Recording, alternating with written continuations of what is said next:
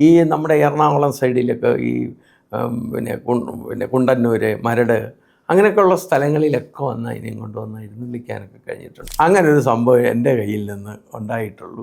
അത് പരിക്കോ മറ്റുള്ള കാര്യങ്ങളോ ഒന്നും ഇല്ലാത്തതുകൊണ്ട് അതൊന്നും വലിയ ഒരു കാര്യമായിട്ട് ആരും തന്നെ അവിടെ ചിത്രീകരിച്ചുമില്ല, റിപ്പോർട്ടുകളൊന്നും വന്നുമില്ല. അങ്ങനെ ആ ആനയെ കൊണ്ട് നടന്ന് ഒരുപാട് പരിപാടികൾ നടത്താൻ സാധിച്ചു. അതിന് ശേഷം എന്നെ ആനയിൽ നിന്ന് 98 മാറിക്കഴിഞ്ഞ് ഞാൻ കുട്ടികൃഷ്ണൻ എന്ന് പറഞ്ഞ ഒരു ആനയിലാണ് പിന്നീടത്തെ എൻ്റെ ലാവണം.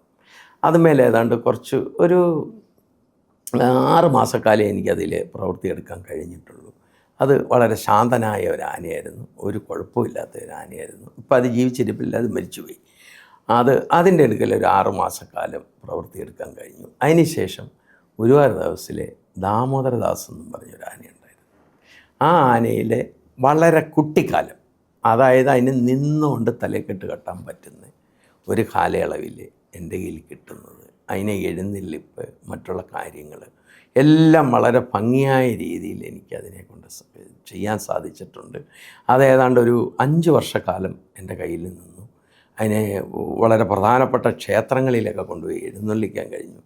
ഇരിഞ്ഞാലക്കുട കൂടൽമാണിക്യൻ ക്ഷേത്രം, അതേപോലെ തന്നെ നിലമ്പൂർ ക്ഷേത്രം, അതേപോലെ തന്നെ കൊയിലാണ്ടി, കോഴിക്കോട് കൊയിലാണ്ടി, അങ്ങനെയൊക്കെ ഒരുപാട് സ്ഥലങ്ങളിൽ പോയി എഴുന്നള്ളിക്കാനും ഈ നമ്മുടെ എറണാകുളം സൈഡിലൊക്കെ ഈ കുണ്ടന്നൂർ, മരട് അങ്ങനെയൊക്കെയുള്ള സ്ഥലങ്ങളിലൊക്കെ വന്ന് അതിനെയും കൊണ്ടുവന്ന് എഴുന്നള്ളിക്കാനൊക്കെ കഴിഞ്ഞിട്ടുണ്ട്.